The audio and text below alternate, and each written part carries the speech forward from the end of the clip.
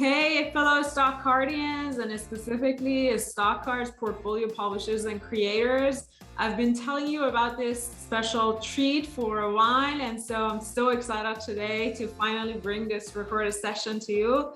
I have a special guest. He's going to introduce himself to you, but you've already seen his work on the creatorhooks.com and the emails that come into your inbox, and we've been talking about it so long. So I'm going to stop talking and let Jake introduce himself, and then we're going to jump into the questions right after. Jake, welcome to this conversation. Yeah, thank you very much, Hoda. I'm excited. So I'm Jake Thomas. I've been doing Creator Hooks for about 8 months now, or 6 months, kind of officially. But before that, I was the editor-in-chief at a fishing company, and we were publishing YouTube videos twice a day. We were publishing blog posts twice a day, and we were sending emails out twice a day. So I had to come up with 6 different hooks every single day for like 2.5 years. And I needed a swipe file, and I needed to know what works. And I kind of grew out of like what was working in our industry just because we were publishing so much. We almost hired an intern to do essentially what Creator Hooks was, but that fell out. That fell through, and I was like, I still really want this. I really need this. And then I figured, well, I'll just do it myself. And then, to make it worth it, I'll start a newsletter or some sort of business or software around it. But just the whole, I love psychology. I actually have a degree in psychology, which is kind of weird. I didn't think that I would ever use it, but here we are.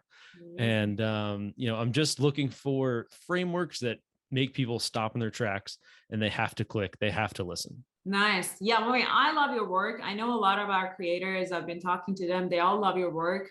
But just for maybe future creators who join the community at Stock, or even just like randomly watch this video on YouTube, could you walk us through one example of a hook formula that you come across, and just tell us how it works?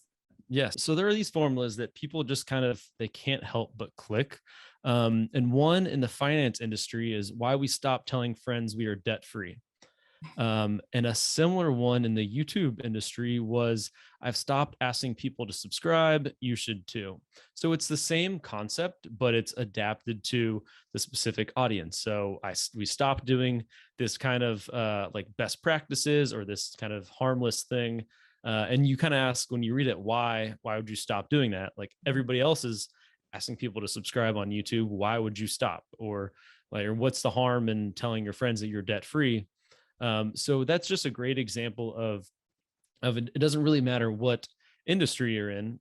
People just love that curiosity, and they just have to click. So I'm on a mission to find as many of those as I can, and then I'm kind of breaking those down in a newsletter. In each newsletter, you get 5 of those kind of formulas, and then talking about why they work. So with why we stop telling our friends we're debt free, that's a little bit of negativity. So like, why would you stop doing something that is seemingly harmless, or even like kind of a best practice or a common practice?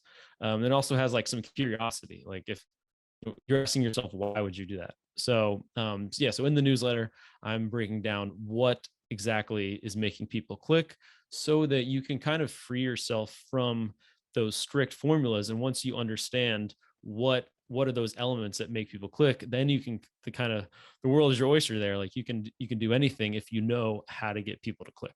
Yeah, that makes a lot of sense to me. And it's such a, when you explain it, when the Creator Hooks email land in my inbox, and when I read it, it makes a lot of sense. And then I always ask myself, how come I did not think about it that way? But it is to your point of like, somebody needs to look at it and maybe bring some psychology aspect to it, and just kind of correlate the numbers between, okay, this work, or see the patterns between different kinds of YouTube channels, and then figure out that. That's just so valuable and time saver for a lot of creators. So I love the work you're doing, and thanks for that example. I guess let's try jumping into the questions. As you know, we've been asking the creators, the stock cards creators and portfolio publishers who mostly have YouTube channels, Although we do have creators that are like TikTokers or Twitter more focused, but everybody has a YouTube channel or working on the growth of their YouTube channel. And we asked them a few questions that they had for you. So the purpose of the call, obviously, or this conversation is to get as many of those questions answered. So I'll just jump in. Are you ready? I'm ready. Let's All do right. Question number one, I guess, is sort of about that formula. People were wondering whether you have a specific number formula, because there is a lot of formulas work in terms of what sequence of words would work, or what different formats for wording works. Do you have any insights into whether using numbers work, or whether using numbers in a specific format works or not? Yeah. So I have 97 titles in my kind of swipe file. So kind of behind the scenes of creator hooks, I've put everything in an Excel sheet or in a Google sheet. And then I've also tried to keep track of what elements pop up, just so I have a good feeling of like, all right, this works a lot. This rarely works. So that we can kind of figure out what are the real trends, and then what just kind of flopped, or maybe it just did well because it had a good thumbnail. But 53% of these titles have a number. So that number could be a numbered list. So like, 5 tips or 5 stocks to buy. It could be the current year. So like, stocks to buy in August of 2021 could be an actual like figure. So like how I made $10,000 a month with this stock or whatever. So 53% have a number. 27% of these have numbered lists. So yeah, people love numbers. And what I thought to see would be kind of like weird numbers, like 9 tips for this, or 23 tips for this, or 17 tips. I haven't found that as much. I've found more so kind of the common numbers like 3, 5, 10, and 20. I haven't seen some like kind of out there numbers, which definitely surprised me. Right. But it's popped up again and again, and I'm not going to argue with it. Yeah, that makes a lot of sense. And it's interesting, at least for based on our own experience, a lot of times we've done one stock to buy in this theme, or one stock to consider, and those don't do as well. It sounds like people love lists, so it has to become a list. So 1 is not a list, and 2 is probably not good enough, and then 3 is where you get into this territory of, okay, I have like an option to choose from. And from there, from what I'm hearing you're saying, is that it's just basically a common around good numbers of like 3, 5, 7, or something like that. Yep. Okay. Yeah, exactly. And it's something that I've seen over and over again, and I'm not going to argue with the data. Yeah, that makes a lot of sense. So sort of building on that, top of that, sort of what formula works or not, has there been have you seen different differences in genres? So some sort of formulas work better in finance versus some other formulas work in, let's say, lifestyle. Yeah, so like I said, I've got 97 titles here. 16 of them are kind of in the finance industry. Some of the biggest changes that I've noticed were numbered lists. So like I said, 27% of kind of the overall titles are numbered lists. But when you search when you put it out for just finance articles, or just finance videos, 44% of them are numbered lists. So that's kind of a big jump up from 27% to 44%. So there are a few reasons. One, it's a small sample size, so it could be just random chance, but also finance people probably like numbers. So in that case, yeah, maybe it makes sense that numbers catch people who are in the finance industry, catch their eyes more than someone who maybe hates numbers, or like an English person or something. Yeah. Okay, that makes sense. So numbers work well in finance. Another thing that I noticed, and this isn't as big of a difference, but kind of timeliness is another common factor. So when you're looking at all the titles here, let's see, we got 13% of them are timely. So an example of them are timely. Example of a timely article would be something about the Olympics. Obviously, like, you wanted to talk about the Olympics in July. in like October, you're not going to talk about the Olympics because Yeah. it's over and Yeah. it's not going to happen for another 4 years. Yeah.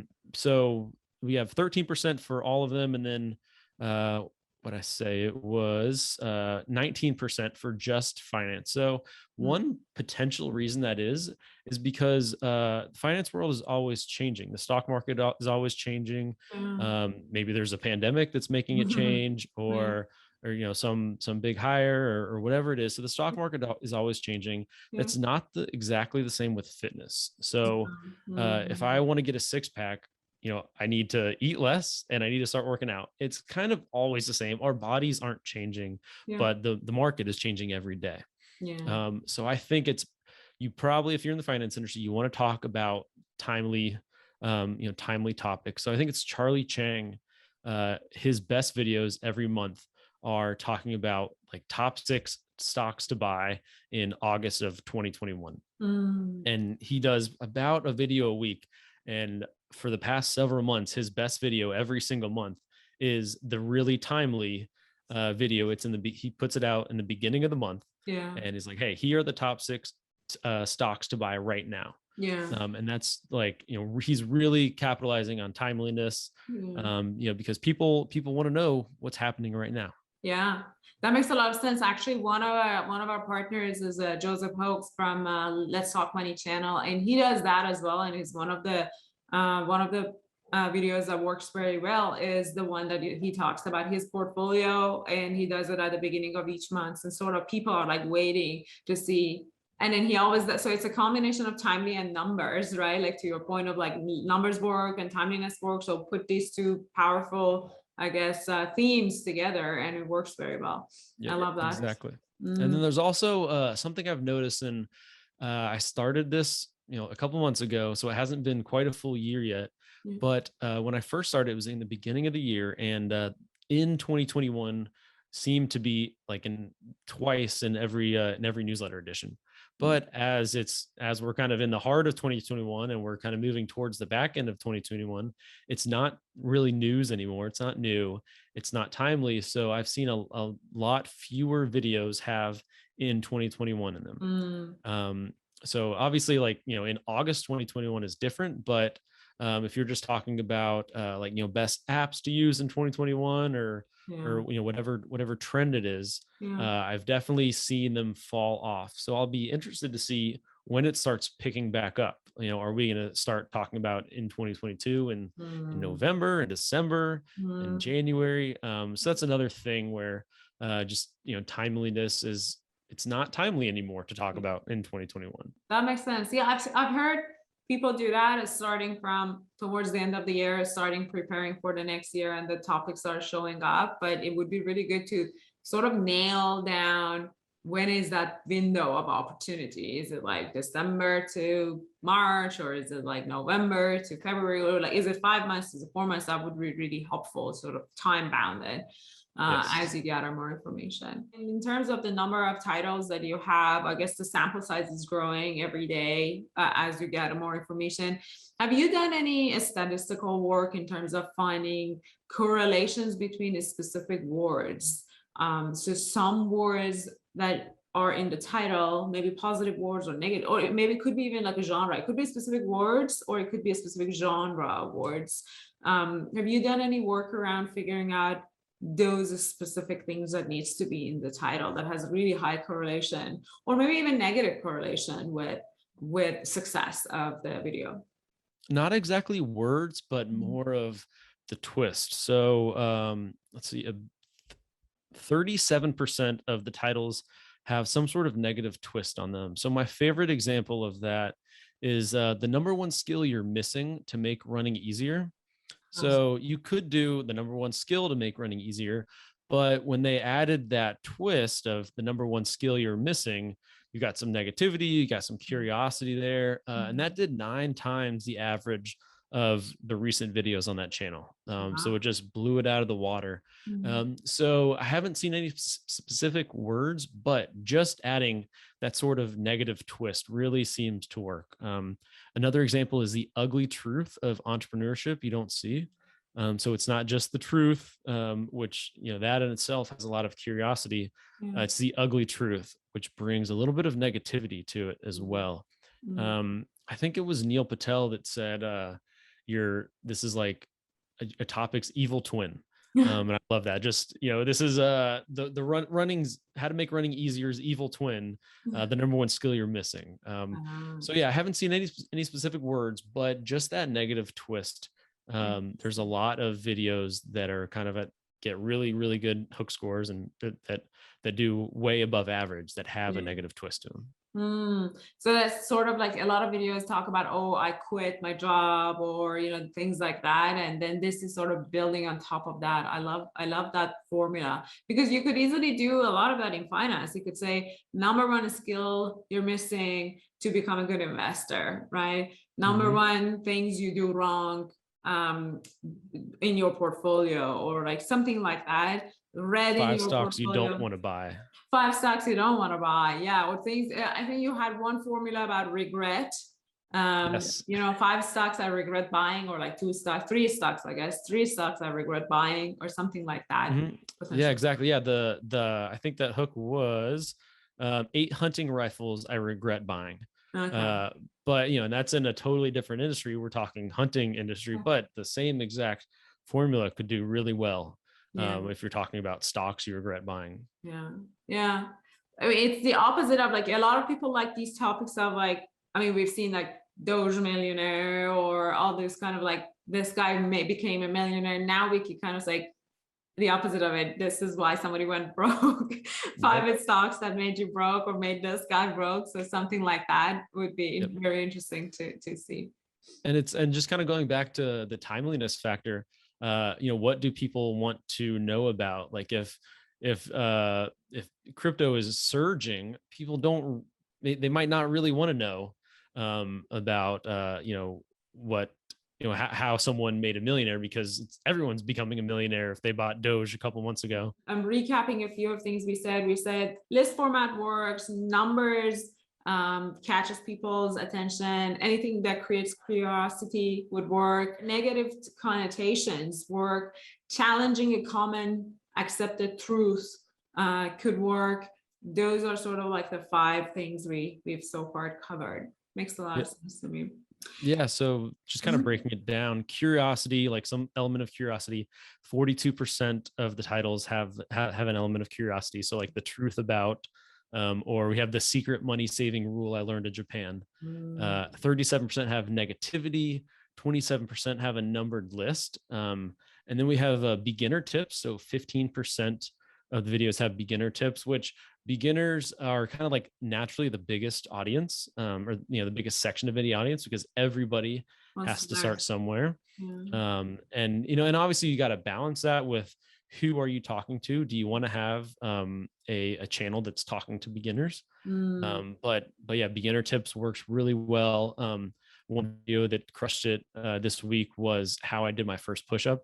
And another one is like how to start a YouTube channel, how to start investing, Yeah. that kind How of to stuff. buy my Authority. first stock. Yeah. Yep. Yeah, Yeah. exactly. Authority is 15% as well. Mm. So what Elon Musk is investing in, or whatever, just kind of name dropping someone. And another way to drop an authority is like you could say what doctors are saying about this new this new vitamin or this new Mm. pill, whatever that is. It doesn't have to be exactly a name if it's an authoritative figure, Yeah. like a doctor, or 10 millionaire habits or whatever. Mm. After that, we got timely, which we talked about.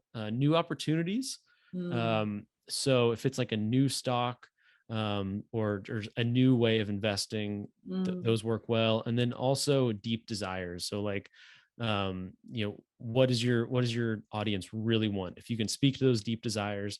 So for instance, if you're in the fitness industry, or like physical therapy industry, if Mm. you make a video about decompressing your back, you're going to get a billion views every single time. It doesn't matter how you frame the title. That's just such a hot topic. That's a deep desire, and that's going to work every time. So there are there are a few of those deep desires in every niche that you can just kind of rinse and repeat and use those Mm. every single time and Yeah. hit on all those. And they're very evergreen, right? Because to your point, it's never gonna go away. We're always gonna have like a back problem. We got to figure out some of those things in finance and in investing. What are those deep desires? Because even if you talk about 5 stocks to buy and hold forever, I mean, that stock would, you kind of go out of fashion after a while, the stocks you're talking about, and then people get bored. For example, in the past couple of days, we've been running a few videos on our own YouTube channel, and it was none of the exciting themes. We were talking about a specialty retail because like Best Buy did well. Now we want to like find similar to Best Buy, and we dropped names that are sort of hidden gem, and we tried to play it on a hidden gem sort of theme, but basically nobody clicked because they don't care.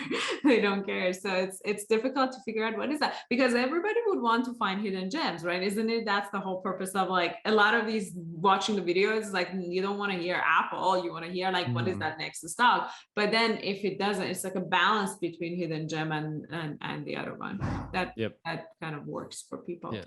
And then as far as like finding what are those deep desires, you just go to the most popular YouTube channels in the finance industry and then sort them by most popular, or sort the videos by most popular. Yeah. And if you look at 10 different channels and you look at all their top 10 videos, you're probably going to see one or two topics in every single edit for every single channel. And you're going to be like, all right, people they can't get enough of this topic. This Right. is certainly just one of those deep desires, and we're going to use that as often as we can. Yeah, that makes a lot of sense. That's a good trick to do that. I'm gonna spend some time on it, and hopefully we can find some of that for all the creators in our community so that everybody kind of benefit from it.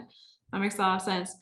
I guess I want to go to sort of my last question in terms of, I know you're very YouTube focused, but have you, or do you have the plan, or have you looked at potentially other similar sort of formulas working in other platforms, specifically Twitter? We have either Twitter or Instagram, TikTok. And then I was speaking with one of our creators, I think Brian Feraldi was telling me, don't do hashtags so many on your Twitter because Twitter don't care about hashtags. It's an Instagram thing, so just like some of these basic stuff. But have you tested some of these formulas in Twitter threads or on Instagram? Yeah, so I've got a bunch of different answers for that. For one, I have a blog about golden retrievers, and I rank number one for a search term black golden retrievers, which is Mm. surprisingly very common. And that title is "The Truth About Black Golden Retrievers." Wow. So I've used that to rank number one on SEO on Google. I've also used that in emails, and that's Wow. been kind of one of like our best opened emails. And then Wow. also you can use that on YouTube, the truth about the stock market or whatever that is. So there are those themes that work kind of in all the platforms. But like YouTube makes it easy because you can see the views and the date. And I guess so does like Twitter and Instagram. But there's a lot of, I don't know, there's a lot of different elements that make YouTube a lot easier to do what I'm doing. Just because YouTube lays it all out there, and it's there's pretty much three elements. There's the title, the thumbnail, and the topic. Yeah. But with Instagram, it could be a lot of things. It could I don't know too much about Instagram, and same with Twitter. And also with some of those, like you could just put a chick in a bikini on Twitter, and you're gonna get or on Instagram or Twitter, and you're gonna get a bunch more likes than average. And like, Yeah. sure, you could put a chick in a bikini in your thumbnail on YouTube, but I don't know, it's a little different. Yeah. It's So also smaller. I'm You yeah. can. Yep. So I'm not going to be branching into those. You could do the same thing. I mean, Creator Hooks is all about just kind of reverse engineering what is working. Yeah. And you could do the same thing. You can look at someone's top Twitter threads and just kind of say, okay, like these are the elements, kind of the basic elements that they did that worked. And you can really do this with anything. You're just trying to find what are the elements, not what are the specifics, but what are the big themes. So no, I'm not going to be going into any other platforms, but you can model like this in anything. Yeah.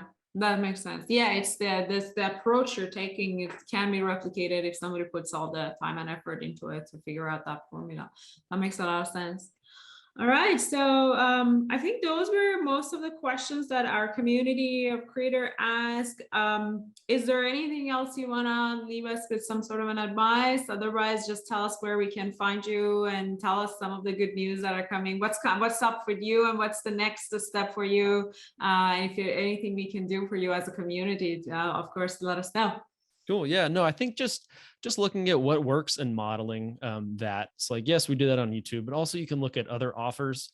If someone is like doing an ebook, maybe like an ebook is killing it, so you could do an ebook or a video course or a cohort based course, and also looking at other industries and not just the personal finance industry. So I have two concepts: the Dream 100, which is who has your exact customers. So who else is in the personal finance industry? So like whether blogs, podcasts, YouTube channels, Twitter, Instagram, etc. What are they doing? But then also look at like your model 100, which is people have the same business model as you. And what are they doing? So maybe they're doing an educational YouTube channel.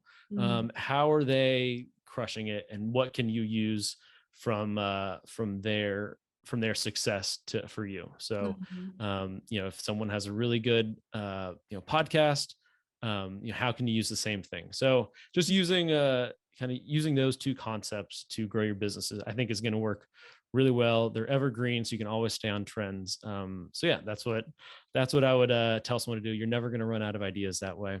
Perfect. Yeah, I love that 300 and 100 sort of dream and model. That's a really, really good idea to do. That's excellent. Thank you. Yeah. And then you can find me at creatorhooks.com. Right now it's a weekly newsletter every Monday morning. And then also at Twitter at @jthomas__. I know it's a little funky, but you can find me on Twitter there. And I'm not super active. I'm spending most of my time writing the newsletter and then also testing it on some of my personal projects. But yeah, just definitely sign up for the newsletter, and please feel free to let me know how I can make it more helpful for you. That's kind of my big mission, is to make it the most helpful YouTube growth newsletter out there. And I'm excited.